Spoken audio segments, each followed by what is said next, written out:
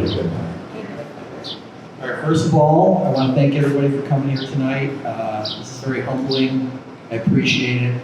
A lot of support from the committees, both the city committee and the county committee today. We've got Bonke, who's running for county ledge. We've got John Salka, who's running for Congress. A few other people said they're going to come. Maybe they'll show up later. I'm not sure.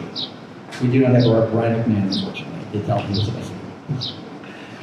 So, most of you know who I am. I'm Tom Babilon. I'm running for mayor of the city of Syracuse. But a lot of you don't know about my background. I'm an attorney. I've been practicing law for 22 years now. For 10 of those years, I was an attorney for the city of Syracuse. You guys hear me okay? No problem. We fix this? Are you saying okay? She's saying no. She can't hear us. That's okay. All right, so I was an attorney for the city of Syracuse for 10 years. During that time, I worked for 3 different mayors. I advised every single department head. I advised members of the county council. I was the attorney for the Industrial Development Agency, the Urban Renewal Agency, the Economic Development Corporation, and the Land Bank. I actually helped the city create the Land Bank. And what can I tell you about my time at the city? It was very lonely being a Republican. I didn't really have a lot of people to talk to about policy, or I couldn't really, there wasn't, when I was taught, this is during Trump's first term, and I would say, oh, this is great that he's doing that, and I would get the strangest looks from my coworkers.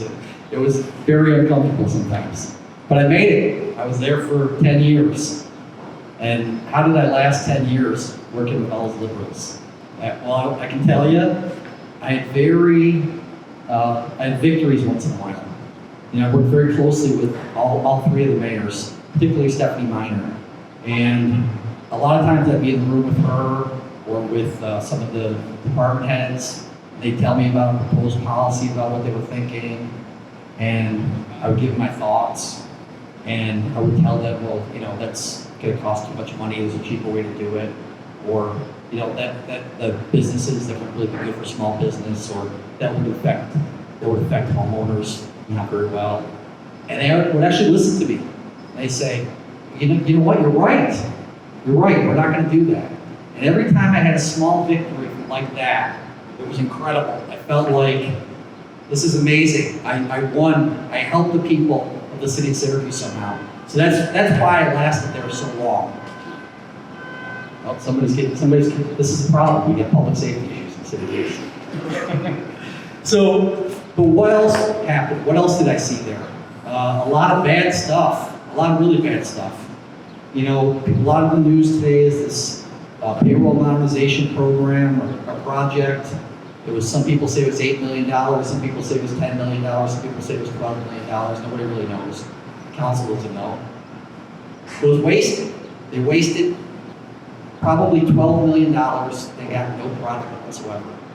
Not only that, they gave $90,000 to someone who admits they did absolutely nothing.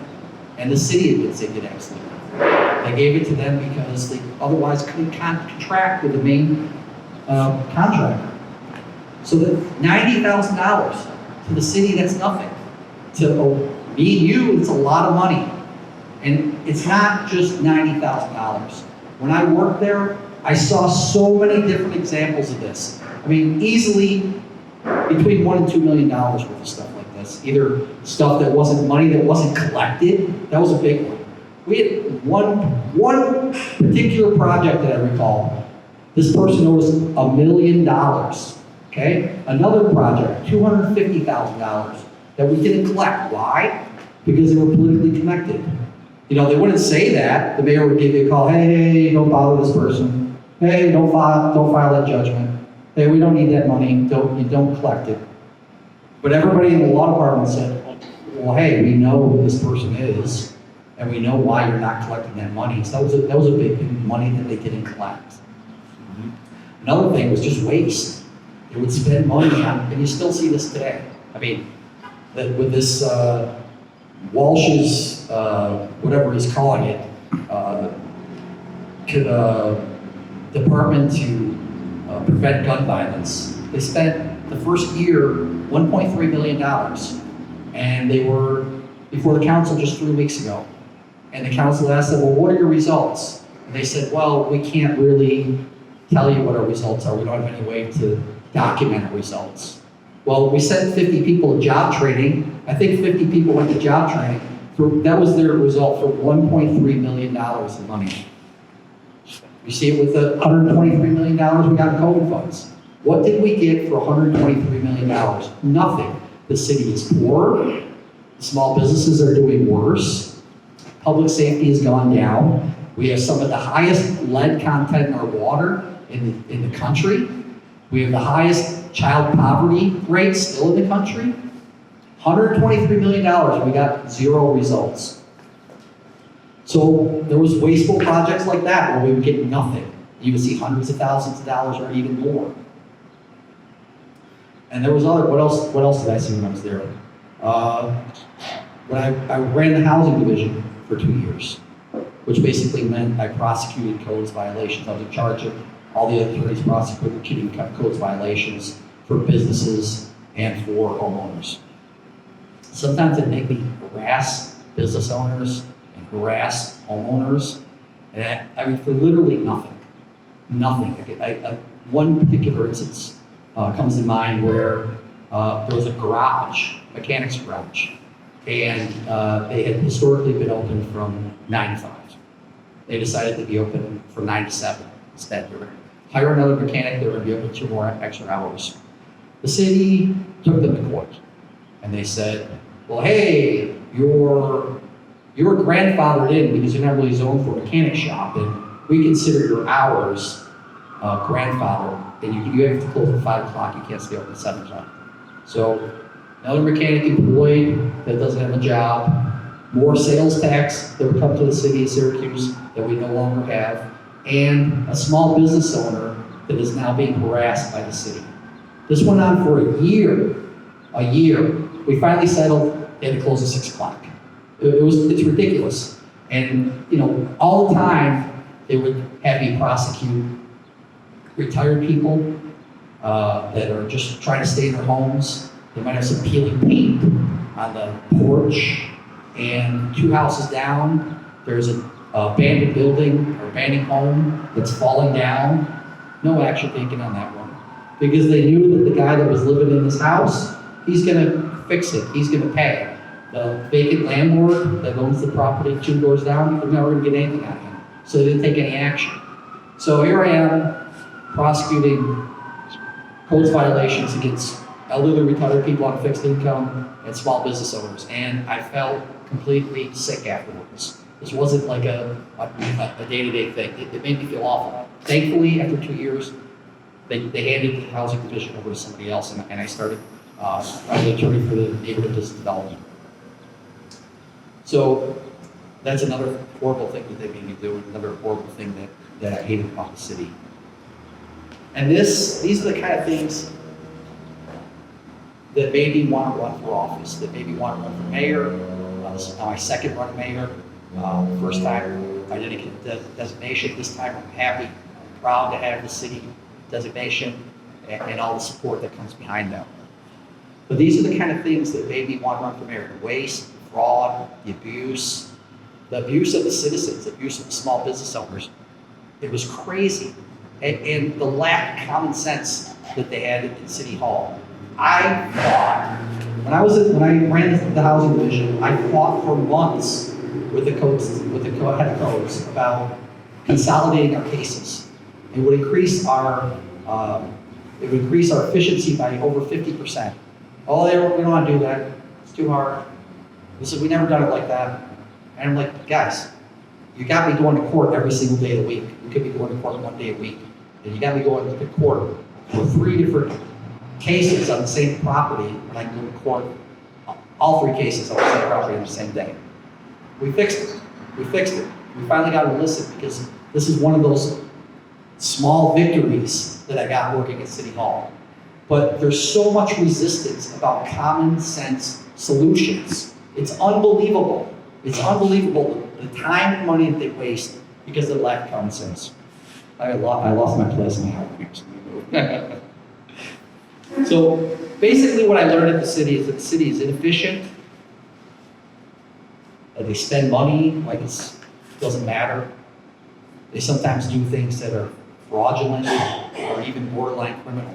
I can tell you, one time I was asked to research an issue about a policy that the mayor wanted the department head to do. I'm not naming names of the demolition.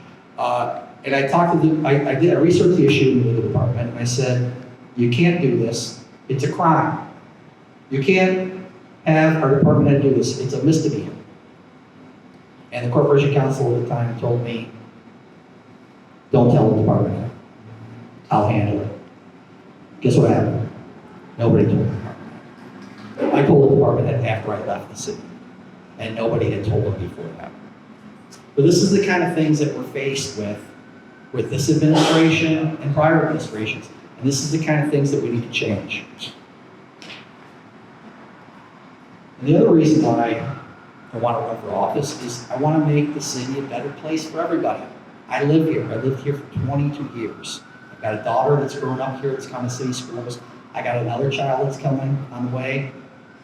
We need to make the city a better place for people that want to live here. If we don't make it better, nobody's going to want to live here. Okay? Better schools, better public safety, better environment. If it doesn't change, I might have to leave. I'm sure a lot of other people are thinking the same thing. I can't tell you how many people tell me, I can't wait to retire and get out of Syracuse. Or people will tell me, why are you still living in Syracuse? We want people to be saying, hey, I want to live in Syracuse. Let's move to Syracuse. That's the kind of feedback that we want from the city, and that's the kind of city that we need to create. So, of the 3 mayors I worked for, Ben Walsh, and I don't know if you guys agree with me or not, by far the worst. The most liberal, spending the most money, raised our budget, just the city budget alone, over $100 million in his administration. This year he was proposing another tax increase, which would have been his 4th of 2%. And he had a deficit of $27 million that was on top of the tax increase. Even people of the common council, even the members of the common council are sick of it. The lefties on the common council are saying, no, you can't do this. It's too much. Everybody recognizes that if we continue to spend this way, the city's going to go bankrupt. Everybody except for Ben Walsh. Okay? And how did we get Ben Walsh? How did Ben Walsh get elected? I'm going to tell you how he got elected. He lied to us. Every single one of us. He said, look at who my father is. I'm going to govern like my father. I can't run as a Republican in the city, but you got to vote for me. And we did. All the Republicans came out and voted for Ben Walsh in a huge amount. I voted for Ben Walsh in 2016. I'm very embarrassed at that vote. Very embarrassed. One of probably the most embarrassing vote I've ever had. So we can't let another candidate do that to us again. Okay, you've got 2 Democratic candidates on the council right now running for mayor. Both of them are leaning to the right because they want to distinguish themselves from Sharon Owens. They just voted down Walsh's budget. Okay, his budget wasn't that big compared to past budgets. He only raised the budget $8 million this year. I think the year before it was like $30 million. They passed that just fine. They passed 3 prior tax increases just fine. Why are they now suddenly becoming conservative or wanting to appear that way? Because they want to attract each of you to vote for them. They're going to say, hey, don't vote for the Republican. This is a Democrat city. Vote for me. Don't get fooled, okay? Please. Don't let Joel Joke or Pat Hogan pull a Ben Walsh on you. Because you know what's going to happen if either one of them gets elected? The same exact thing that happened when Ben Walsh got elected. The city's going to go into further decline. Our budgets are going to be outrageous. And people are not going to want to live here. So please don't do that, okay? Don't even think about it. So a lot of people will say to me, hey Tom, this is a really Democratic city. Like the Democrats you're outnumbered 3-1. How are you going to win? How can you possibly win when you're outnumbered 3-1? Well, first, have you seen what the Democrats are doing lately to each other? They're tearing each other to pieces.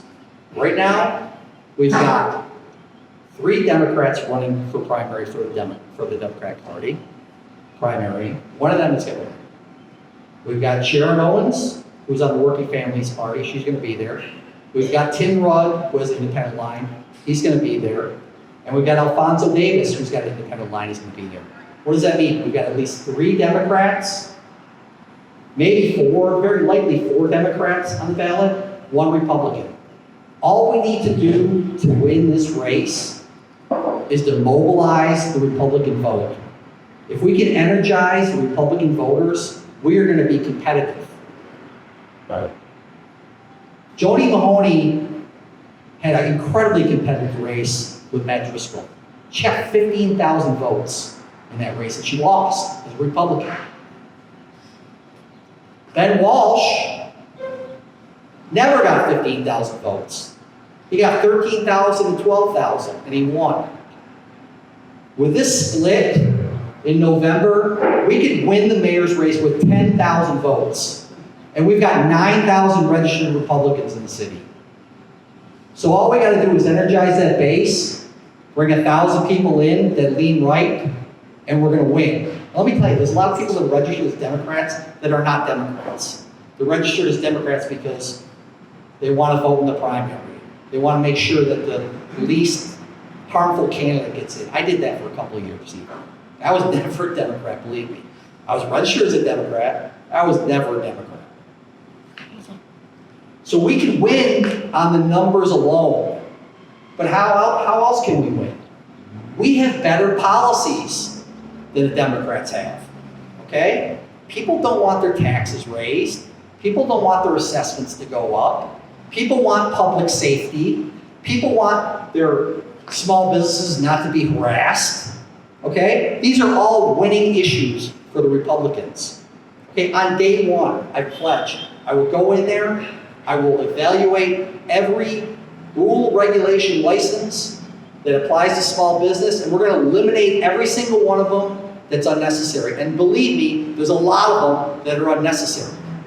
That's number one. We're going to get the small businesses behind us. We're not going to raise taxes. People in Syracuse have had enough. 3, almost 4 tax hikes in 8 years is ridiculous. It's incredible. You know, and on top of that, they want to do a full city assessment, which you know what that means. We're all going to pay more. Okay, well, they say theoretically you may not pay more. Some people may pay more, people may pay less. But that's for the city taxes. You know what happens with the county taxes? Their tax levy goes up when our assessments go up. We're all going to pay more county taxes. That's going to happen. Okay, school taxes are going to go up too, because that's based on the levy amount. If our levy amount goes up, we're going to pay more school and more county taxes, guaranteed. Okay? People do not want that. People want to live in peace in the city. We have better policy than the Democrats do. Because of that, and based on the numbers, with the 3 or 4 Democrats I'm running against this year, we are never going to see numbers like this again. I've lived here 22 years, I've never seen this happen. Okay? You guys have a qualified candidate, we have good policy, and we've got the competition split. We can very easily win this race, but we got to make people believe it. People that are Republicans in the city of Syracuse feel disenfranchised. Well, we don't run candidates, or the candidates we may run are not the most qualified. They don't have a chance. You know what? We got to energize this base. We got to let them know we got a chance. We can win this. You got a qualified candidate. We have better policy. If you get out there and vote, we're going to win. That's all we got to do.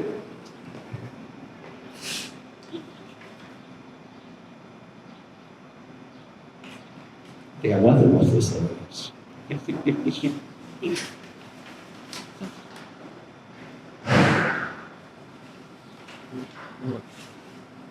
So what do I need you guys to do? First of all, thank you all for coming out and supporting me. I can tell you right now, the financial support that I got tonight was much more than I expected. So thank you all for donating. It was incredible. It was incredible. That's great. Thank you. I appreciate the financial contribution. Tell your friends. Tell your friends we got a competitive race. You need to look into me. Look into Tom Babilon. Look at his webpage. Look at his Facebook page, see what he's all about, let him know I'm qualified, let him know we can win. You need to energize all your friends, Republicans, moderates, hey, maybe even the Democrats that are right-leaning. Let them know about my candidacy. My biggest problem is people don't know that I'm even running. The news has been ignoring me completely because they're so tied up in the Democrats tearing each other apart. That's going to change when the primary's over.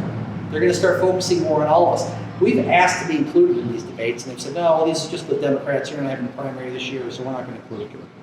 I Facebook Live the last primary. I think we had 1,300 views. And a couple people joked that I think it's more views than the primary, than the Democratic primary got. So please, tell your friends about me. Energize the Republican base. Energize your friends. Let them know we can win. And we will win. I believe we can win. You guys believe we can win? Yes. Okay, all right. So I believe it, you believe it. Let's make everybody believe it, okay? Because if we believe we can win, we're gonna win in November. I'm gonna put everything I got into this race. I'm not playing around. I'm knocking on doors. I'm doing every single interview that asks me. I'm doing every single event that asks me. I need you guys to be, maybe not as much, but maybe not that much. But please, make sure you tell everybody about my campaign. Encourage them to donate $5, $10, $25, $50, whatever they can. Because we need money to get that message out there. We need money to let people know that I'm running this race. I love Syracuse. I've lived here 22 years. It's become my home. What's been happening to it has been tearing me apart. And we can't allow it to continue. And that's me. That's all of you. Okay? We need to do what we need to do to win this race. And if you guys do it, we're going to win. Thank you.